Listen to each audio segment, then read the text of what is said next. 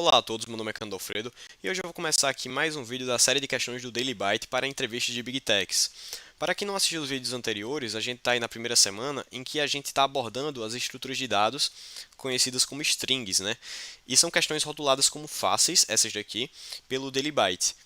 Os 4 primeiros dias já foram resolvidos em vídeos anteriores, então caso você queira ver esses vídeos e entender como é que foi feita a solução e a análise de complexidade para essas 4 questões, recomendo bastante estar aí no canal. O quinto dia, a gente tem essa questão aqui chamada Add Binary, adicionar números binários, que é perguntada aí pela Apple em várias entrevistas de código.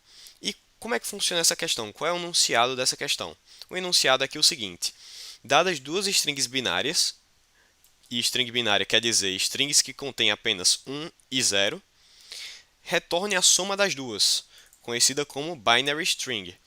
O que isso quer dizer? Quer dizer que a gente vai receber duas strings binárias, que vão ser basicamente dois números binários que vão estar em forma de string, e a gente tem que retornar a soma desses números binários em forma de string também. Ou seja, basicamente a gente vai ter que converter eles para inteiro e depois retornar para string de novo. Vai ser um arrodeio interessante aqui. E uma observação interessante que precisa ser feita é que nenhuma string binária vai começar com zero, não vai ter leading zeros, exceto se a string propriamente dita for apenas o número zero. Então, assim, não vai ter nenhuma string binária que vai ser, por exemplo, 00101. Não vai existir isso, porque não vai começar com zero. Aí beleza, a questão do cheat code envolvida desse problema é essa daqui, vai estar na descrição do vídeo. Inclusive o notebook aqui em si também vai estar na descrição do vídeo, para se você quiser testar, ver análise de complexidade, ver todas as referências, está tudo aqui. E alguns exemplos para a gente se ambientar aqui de como a gente vai fazer a questão. É o seguinte, dadas as seguintes strings binárias, se a gente tiver aqui como argumento da função a string 100 e a string 1, a gente tem que retornar 101. Por quê? Porque é o seguinte, quando a gente tem um número binário 100 e o número binário 1, se a gente somar os dois, dá 101. Se a gente tiver aqui esse segundo caso aqui, que a gente tem 11 e 1, a gente tem que retornar 100. Porque é o seguinte, como a gente está no sistema binário, não vai ter aqui o número 2, vai ser 0 e 1 em cada casa. Então, se você somar esse 1 com esse 1, meio que vai virar aqui 0 e passar 1 aqui para outra casa. E passando 1 aqui para essa primeira casa, vai somar 1 mais 1, que vai dar 0 aqui, porque não pode ser 2, passando 1 aqui para a próxima casa. Aí vai ficar 100.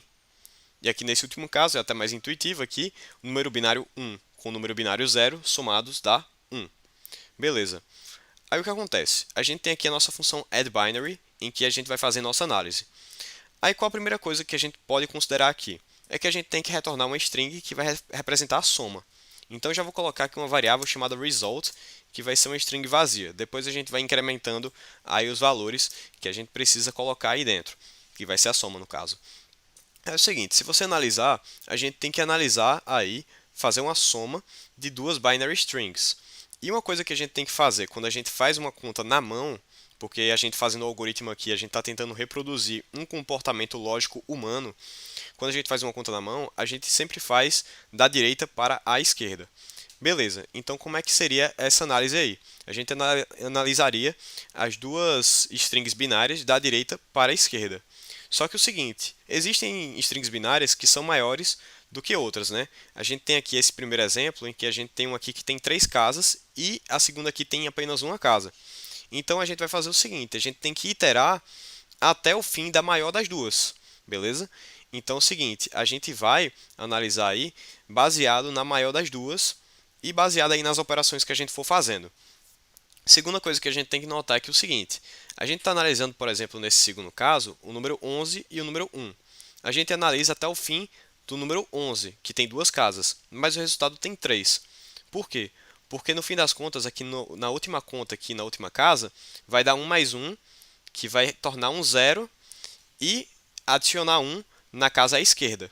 Então, beleza. Então, a gente também tem que considerar esses bônus, esses acúmulos aí de 1 que são jogados para a casa na esquerda também. Então, a gente pode fazer o seguinte aqui primeiramente. Como a gente está analisando da direita para a esquerda, e a gente está analisando duas listas e vai querer só parar as operações quando as duas acabarem, então a gente pode usar o método .pop para pegar tanto o elemento que está mais à direita da lista, da lista de caracteres, né? E ao mesmo tempo eliminá-lo, que é uma operação que você faz aí com o ponto pop. E para usar o ponto pop, a gente não pode usar strings aqui brutas, né? A gente tem que transformar essas strings em listas. Então vou transformar esse A em uma lista de A e esse B uma lista de B. Beleza, show de bola. Então a gente já pode usar a operação ponto .pop aqui. Eu vou criar aqui uma variável chamada carry que vai ter um valor inicial 0. E o que é que vai ser esse carry? Esse carry vai ser basicamente o somatório para cada casa.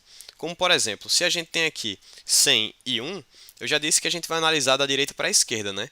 É como se o 100 tivesse empilhado em cima do 1 e a gente estivesse analisando da direita para a esquerda quando a gente vai fazer a soma. A primeira análise que a gente faz é esse último 0 com esse 1. A gente faz 0 mais 1 vai ser esse carry, vai ser o somatório aí nessa casa, beleza? E o que acontece? Esse carry também vai servir como aquele bônus que eu falei, que joga o número 1 para a casa da esquerda. Aquele excesso que tem que a gente joga para a casa da esquerda. Então a gente vai fazer uma condição aqui de quando a gente vai fazer essas operações de soma, que vai ser o seguinte, a gente vai colocar um while aqui, while A or B or carry. O que isso quer dizer? Quer dizer que a gente vai continuar fazendo nossas operações, nossas somas, enquanto ainda existir a lista A, enquanto existir a lista B, ou quando ainda tiver um número em excesso aí, quando tiver um número bônus aí para a casa da esquerda, beleza? Aí, quando a gente tiver em cada casa aí, o que a gente vai fazer? Se existir ainda valores dentro de A, a gente vai adicionar a variável carry o valor de A, porque a gente está somando a casa de cima com a casa de baixo, né? Então a gente vai pegar aqui int, porque a gente tem uma binary string, então a gente tem que transformar para um número inteiro, int de a.pop, por quê? Porque a gente vai pegar o último valor de A e depois vai eliminá-lo, vai deixar a lista mais curta, vai eliminando os últimos itens da lista até não sobrar mais lista. E caso ainda exista B, if B, a gente vai fazer a mesma lógica. Carry vai adicionar int b.pop. Ok. Beleza. Aí como é que a gente colocaria o resultado? Bem, o resultado seria o seguinte. Seria o próprio resultado, né? Mais o quê? Mais o carry percentual 2, ou seja, o resto da divisão de carry por 2. Por quê? Porque é o seguinte, vamos dizer que o somatório tanto do carry que já veio no começo da iteração, quanto o a.pop quanto o b.pop, vamos dizer que somou 3, por exemplo. A gente sabe que vai ser, numa soma binária, 1 mais 1 mais 1, que na casa vai ficar 1, beleza? Aí nesse caso, 3 sobre 2, o resto seria 1, que seria o que teria na casa, nesse result aí, que a gente estaria incrementando. Se, por exemplo, dessas três variáveis aqui, for 1 mais 1, a gente sabe que vai ser 0. Então, como o carry vai ser 2, com 1 mais 1, vai ser resto de 2 dividido por 2, 0. Adiciona 0 no result. E caso a gente some esses três aqui e dê 1, por exemplo, a gente vai ter aqui 1 resto da divisão por 2, que vai ser 1. E se for 0 mais 0 mais 0, 0, resto da divisão por 2, 0. Beleza. Aí, para a gente saber se tem um bônus para a próxima casa que a gente está analisando à esquerda, se somou o suficiente para adicionar um número à casa da esquerda, a gente tem que analisar da seguinte forma.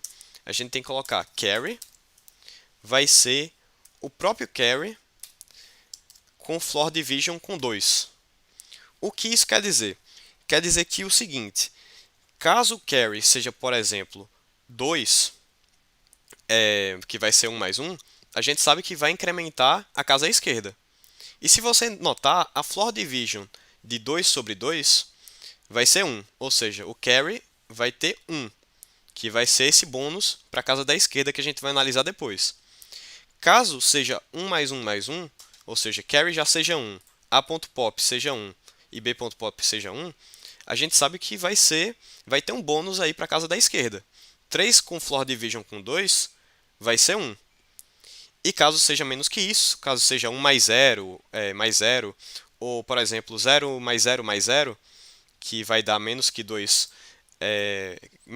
aqui no carry, a gente sabe que a Floor Division com 2 vai ser zero, então não vai ter bônus para a casa da esquerda. Aí o que acontece? Aqui a gente já está montando o result e já está incluindo esse bônus que vai para as casas da esquerda. E essa função aqui vai funcionar enquanto, essa iteração aqui com o while loop, enquanto existir elementos em A ou elementos em B, ou existir esse bônus para a casa da esquerda. Aí beleza, quando isso daqui quebra, a gente já está com o nosso result pronto. Só que veja o seguinte, a gente analisou não da esquerda para a direita, a gente analisou da direita para a esquerda. Então esse result aqui está invertido. Então o que a gente vai fazer? A gente vai chegar aqui e vai colocar aqui o result é igual a result ao contrário. E outra coisa que eu esqueci de mencionar aqui é que esse result aqui, como é uma string, a gente vai adicionar aqui carry sobre 2, quer dizer, o resto da divisão de carry sobre 2, só que em formato de string. Beleza. A gente já tem aqui result como result ao contrário. E a gente vai retornar result aqui. Beleza, vamos testar aqui. Vamos ligar aqui a função do addBinary e testar. Os resultados esperados são 101, 100 e 1. Show, deu certo. 101, 100 e 1. Então isso aqui é a resolução para o addBinary, uma questão bem famosa para a Apple aí em várias entrevistas de código. Só que o seguinte, o entrevistador não quer saber apenas de você saber resolver a questão. Ele quer que você faça análise de complexidade para saber se seu código prestou ou não.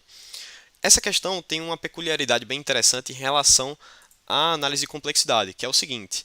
A análise de complexidade em relação ao tempo denuncia aqui o seguinte. Existem várias atribuições aqui que são odd 1. Por exemplo, aqui, esse carry aqui tem uma alocação de memória odd 1, esse carry aqui também.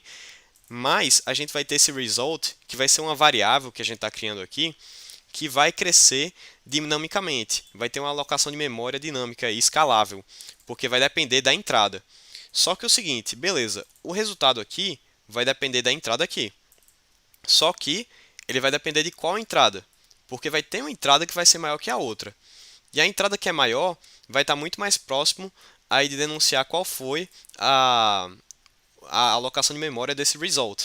Porque, por exemplo, se a gente tem aqui 100 e 1, a gente sabe que esse result aqui vai ter uma alocação de memória proporcional a esse 100 aqui, muito mais do que a esse 1. Ou seja, esse resultado vai crescer muito mais baseado no maior dos dois strings aqui que foram passados. Então, a gente vai colocar aqui que o Space Complexity vai ser o maior entre A e B. Ou você pode dizer que é odd n, sendo n o tamanho do maior binary string que está aqui dentro. Mas eu vou botar max de A de B, que vai representar aí os tamanhos das binary strings. Em relação ao time complexity, é a mesma coisa, porque é o seguinte, o número de operações aqui vai depender muito mais da binary string que tem maior tamanho. Por quê? Porque vamos dizer que o A tenha maior tamanho e o B tenha menor tamanho. O B vai se esvaziar muito mais rápido do que A.